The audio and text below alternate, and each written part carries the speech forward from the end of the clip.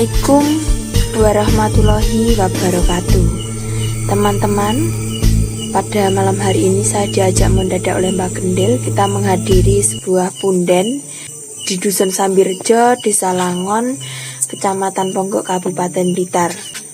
Jadi teman-teman, pada acara malam hari ini kita tanpa rencana dan Mbak Gendil juga dadakan mengajak.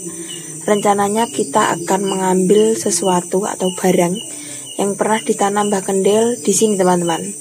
Kalian lihat arah senter saya di sini. Tapi dulu bangunan ini belum ada. Jadi kemungkinan barang yang telah Mbak Gendil tanam itu sudah tertutup dengan pondasi. Jadi kita tidak bisa mengambilnya teman-teman. Nanti bagaimana karena memang sudah waktunya mengambil. Nanti apakah akan dijawab sama Mbak Gendil atau gimana, maka ikuti video ini sampai selesai. Jangan lupa subscribe teman-teman supaya channel ini bisa berkembang untuk lebih baik lagi. Ini gimana Mbak Gendil? Assalamualaikum warahmatullahi wabarakatuh. Waalaikumsalam warahmatullahi wabarakatuh. Teman-teman yang saya hormati, saya didatangi oleh warga yang diwakili oleh beberapa kelompok yang ingin maju sebagai kepala desa atau pada waktu pilkades ingin menjadi kepala desa. Kemudian dia minta bantuan yang berupa doa.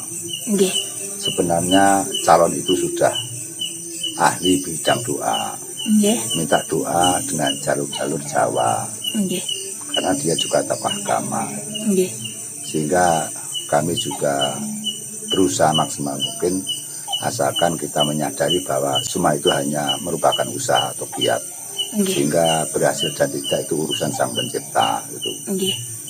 Berhubung kepala desa sebagai pok sumbering pengayuman di dalam suatu warga atau penduduk, maka sebagai kepala desa itu tidak gampang.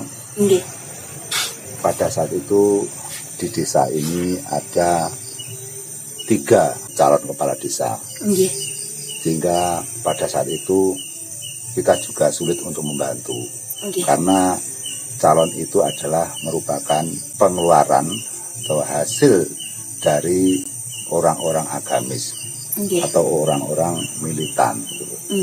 Sehingga biasanya kalau di perkampungan itu kan lebih ramai yang berjiwa nasionalis. Nasionalis itu penggemarnya banyak.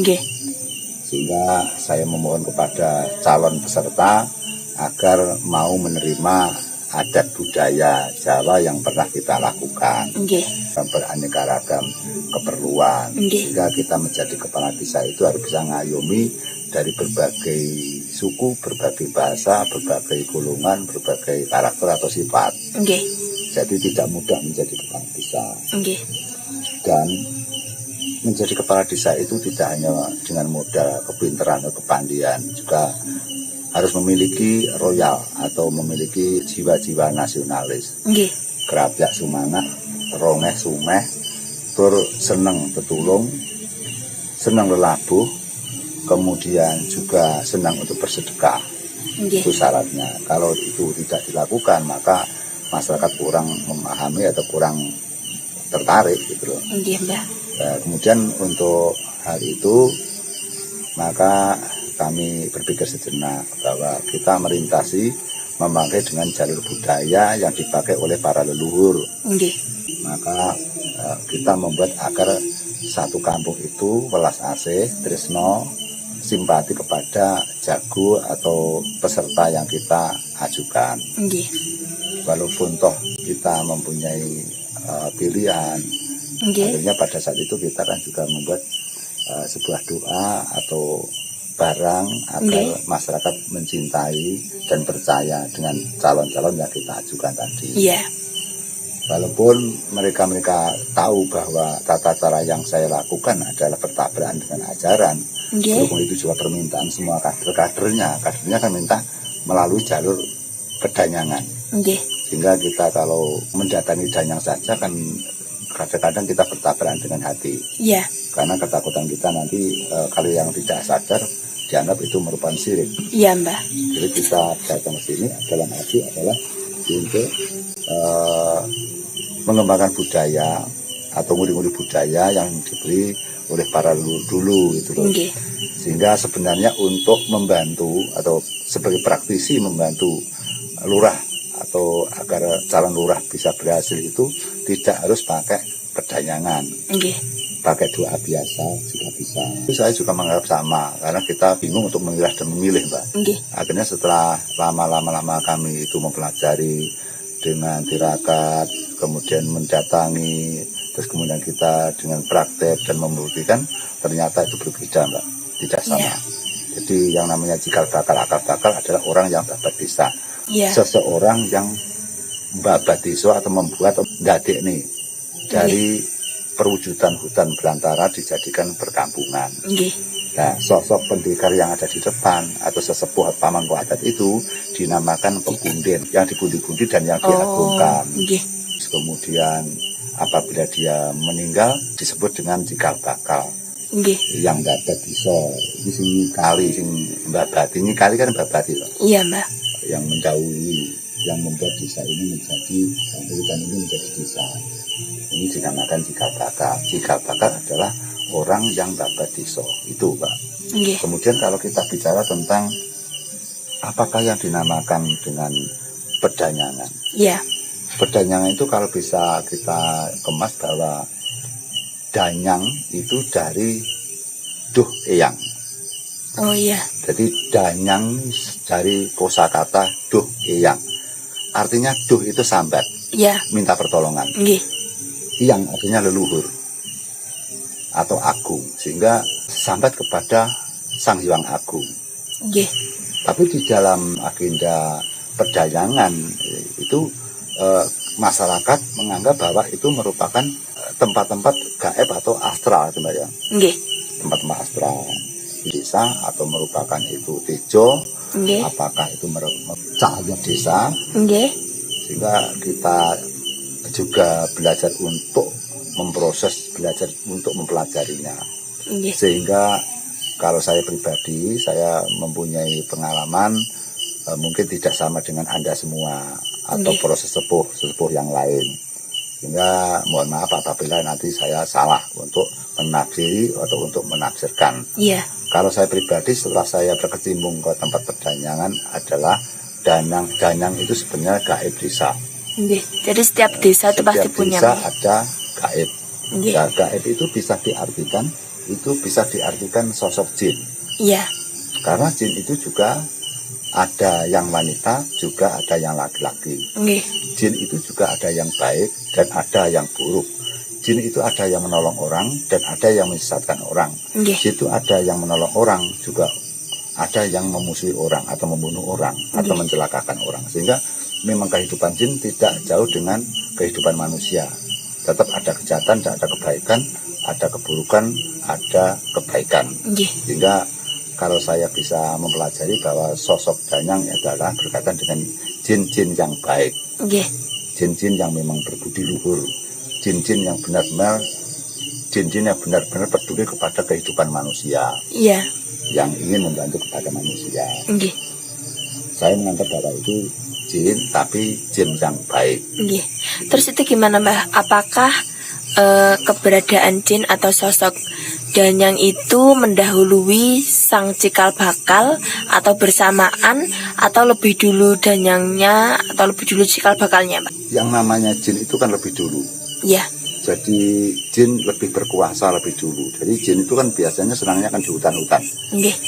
di tempat-tempat yang keramat itu. Sehingga sebelum didapat oleh manusia, jin sudah ada di situ. Nggih. Apalagi dengan hutan-hutan yang sangat lebat, hutan-hutan yang sangat besar, atau yang sangat wingit, yang tidak pernah dijamah orang, itu jinnya perkasa sekali. Nggih. Jika jin itu mempunyai kekuasaan, kan jin jumlahnya kan jutaan atau Iya, miliaran. Mbak.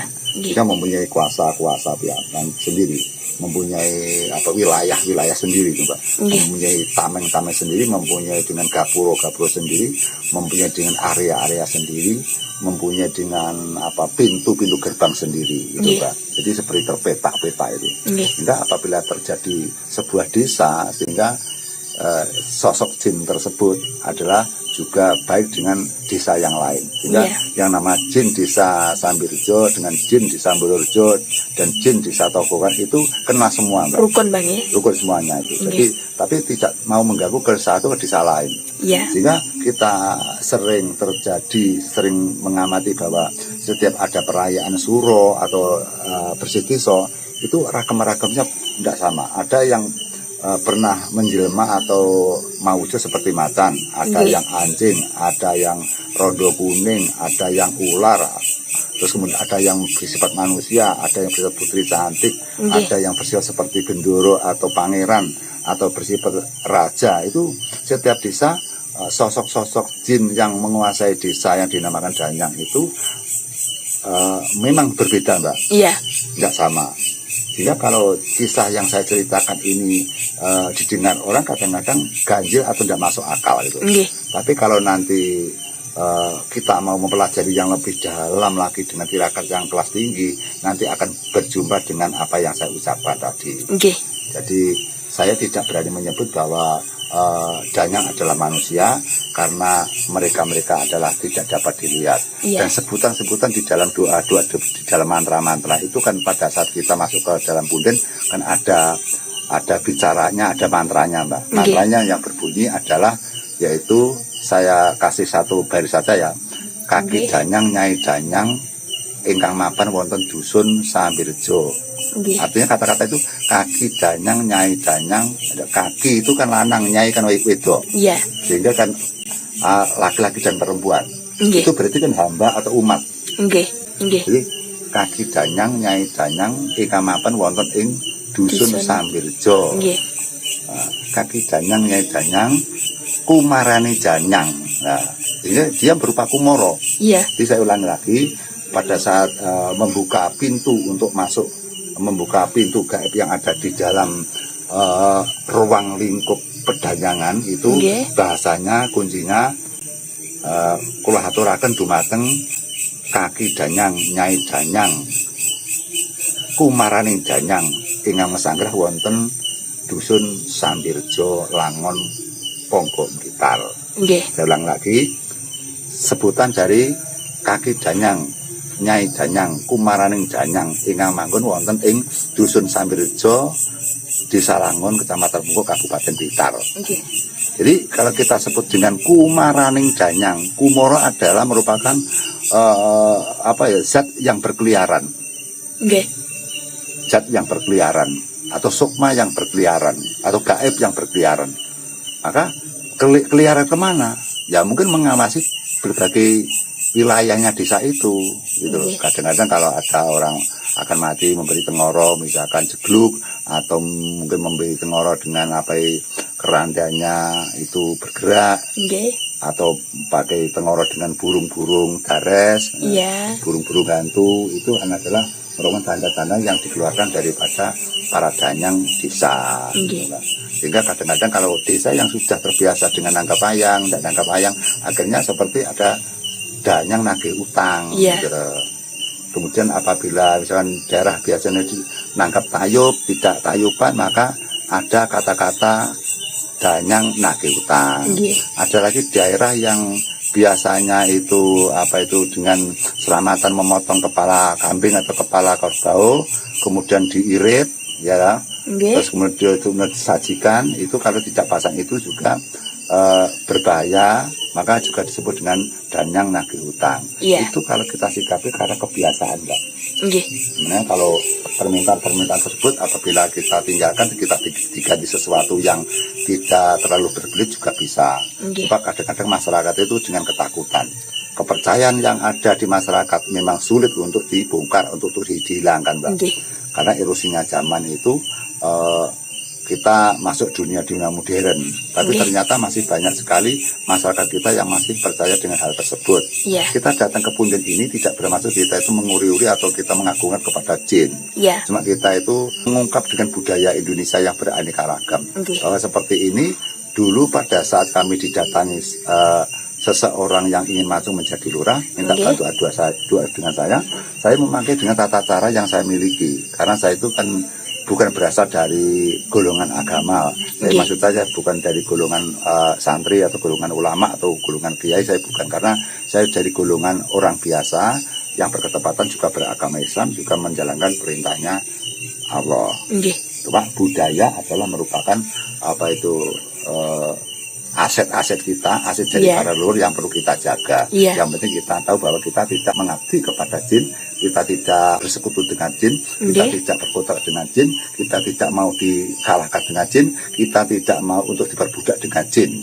Sehingga kita hanya berteman sebagai hamba-hamba Allah yang sama. Jin juga hamba Allah, kita juga hamba Allah. Jadi kita harus bisa mengerti hal itu.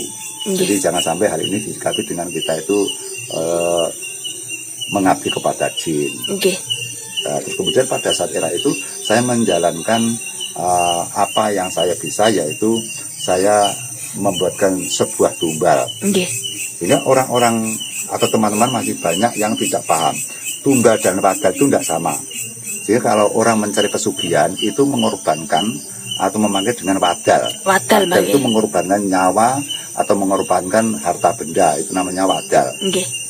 Rata-rata mengorbankan nyawa, Mbak, itu Mbak. Baik itu hewan atau manusia.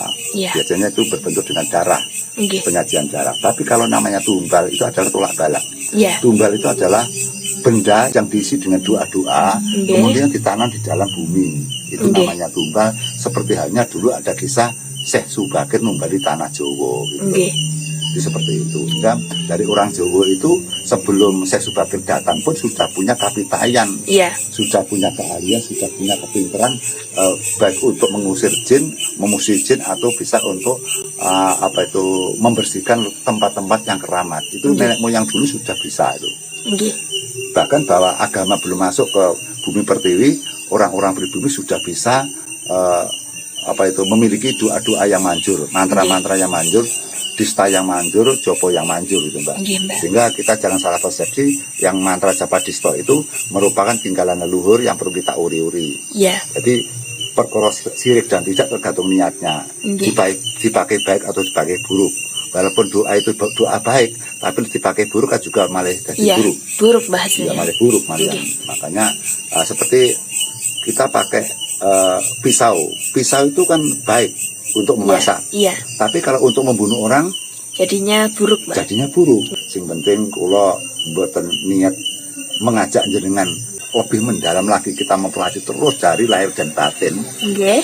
Dari akal nganti teko jagating gaib niku, kalau kita renung-renungan nontoknya nanti ternyata bahwa Danyang adalah merupakan jin.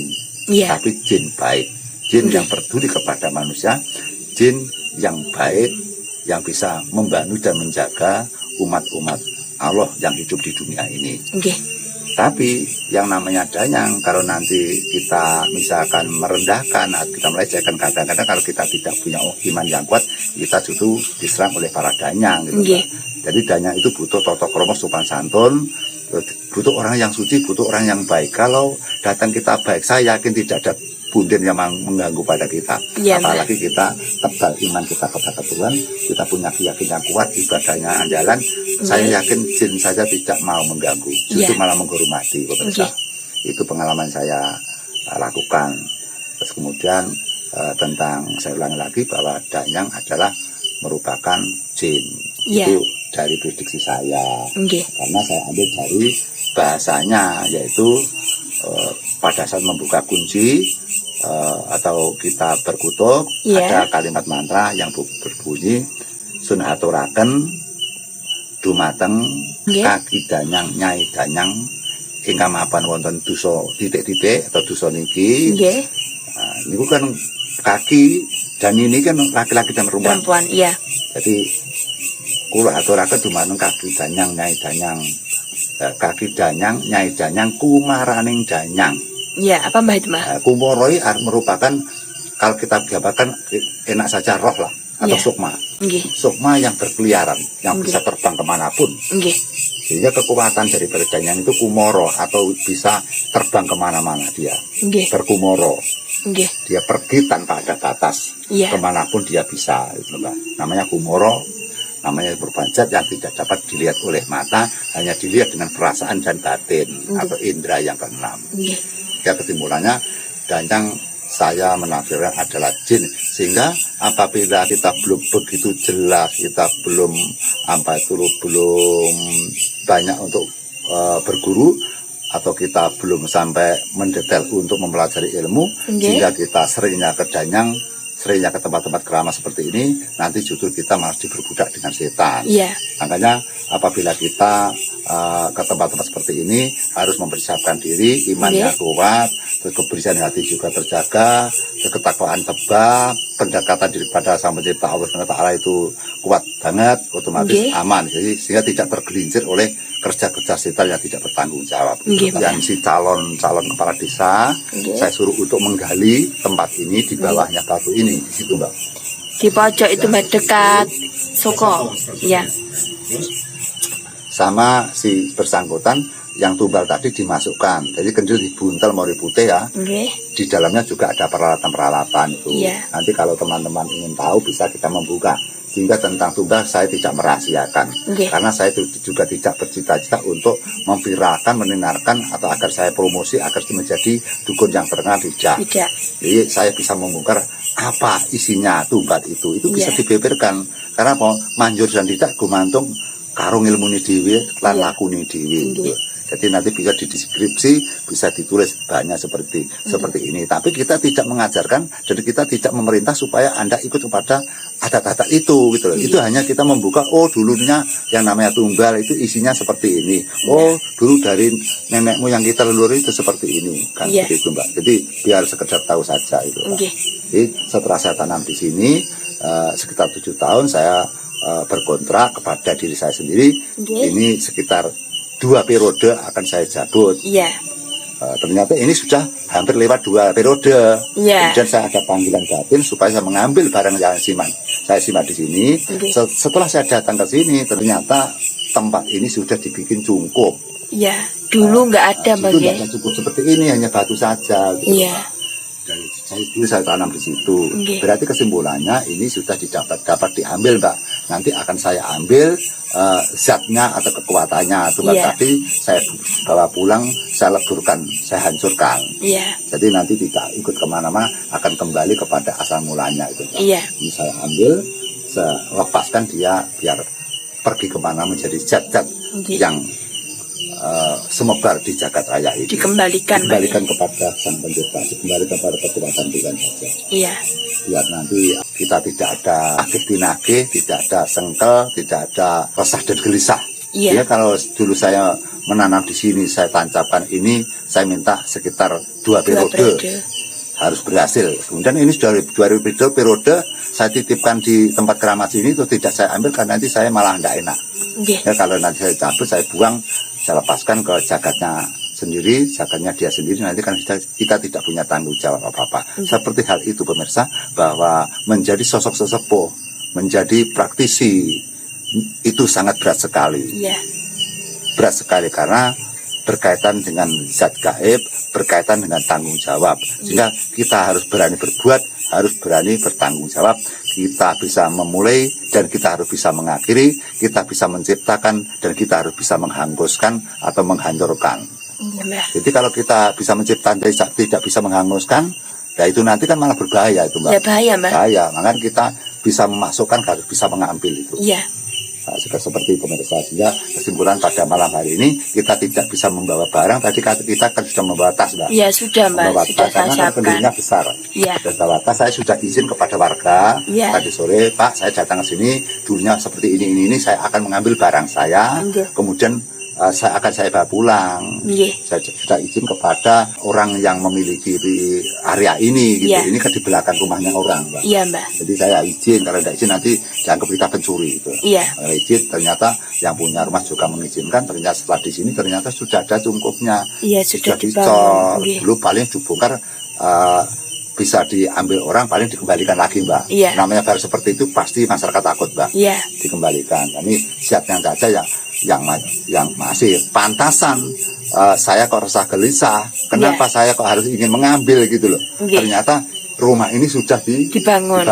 Dulunya batu saja, biar saya biar tahu gitu loh. Maksudnya gaib itu biar saya tahu barang yang kamu tanam di sana itu sudah tidak dapat diambil karena sudah ada cungkupnya. Biar saya kan nggak tahu, Mbak. Ditaukan gitu, Mbak. Dikasih tahu gitu loh. Makanya kan setelah kita tahu ya kita sudah nggak apa-apa. Yang penting kita ambil, kita buang kembali ke asalnya, kita hanguskan, sudah lepas Anda menjadi angin lah. Angin yang jinempok ngawiyat itu sudah hilang gitu nanti. Jadi kembali pada asal mula niro. Yang jelas kita bicara tentang punden sudah panjang lebar, Mbak ya. Panjang lebar sesuai dengan kemampuan saya. Apabila saya menganalisa salah, menafsirkan salah, ya saya minta maaf karena kapasitas yang orang itu tidak sama. Pendapat saya dengan sesepuh lain, pendapat saya dengan para teman-teman yang melebihi daripada saya mungkin berbeda. Tapi saya sebatas itu yang saya prediksi. Tapi saya belajar punden itu sejak kelas 5 SD, Mbak. Sampai jenggot saya putih ini. Itu dari mbahnya Mbah Kendil, nggih? Apanya? Misalkan untuk datang ke punden-punden. Enggak, itu dari inisiatif saya sendiri. Jadi saya itu berguru kemana-mana pun ini tidak perintahnya siapa-siapa, dari saya sendiri. Saya tidur ke Gunung Serengas kemana ke kali-kali itu tidak ada yang merintah, itu dari saya sendiri. Akhirnya saya kan dengan pengalaman yang berpuluh-puluh tahun, akhirnya kan bisa menyimpulkan toh. Oh ternyata cikal bakal ini, oh ternyata kakek among ini, oh ternyata kakak-kakak di hari-hari ini, oh ternyata yang namanya itu tengah saya benar-benar nyeri, Mbak. Kaku, nyeri sekali di sini, seperti dipancet, Mbak. Nah, ini saya menahan terus saya bicara. Itu sejak tadi datang atau enggak. Saya merasa ini Mbak Gama Silotumbang tadi, Mbak. Ya mungkin dia mengindikasinya bahwa dia berdampingan dengan saya. Hadir. Saya yakin enggak masalah itu, karena dia sudah tahu. Saya pindah dari Tulungagung, pindah di Samirjo, mereka langsung tahu, Mbak. Tahu dengan saya, walaupun saya belum kesini dia sudah tahu. Saya yakin itu. Seperti ini yang saya sampaikan. Saya minta waktu untuk mengambil zat yang ada di sini akan saya buang, Mbak. Itu direkam nggak apa-apa? Nggak apa-apa. Bismillahirrahmanirrahim.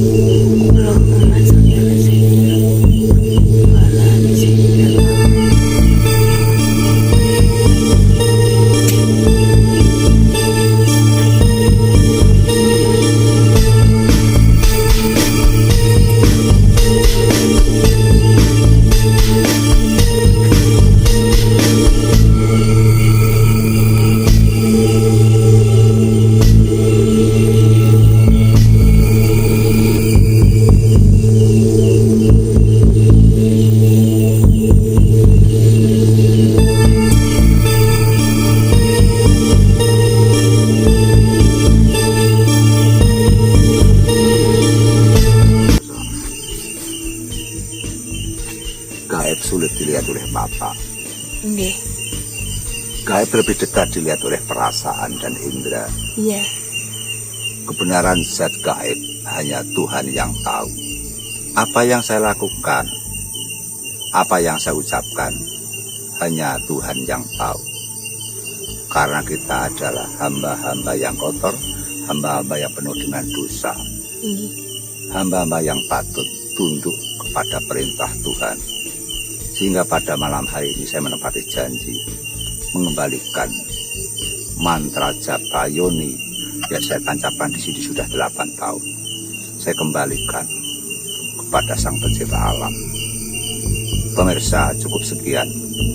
Apabila ada kesalahan saya, apapun, ucapan, uraian, tingkah pakati, dan sebagainya, saya minta maaf yang sebesar-besarnya. Karena saya adalah manusia biasa yang penuh dengan kesalahan dan kekotoran hati. Semoga Anda bisa memaklumi dengan keberadaan ini. Sekian, wassalamualaikum warahmatullahi wabarakatuh. Sugeng rahayu ingkang pinanggih. Selamat raharjo ing sambikala. Amin.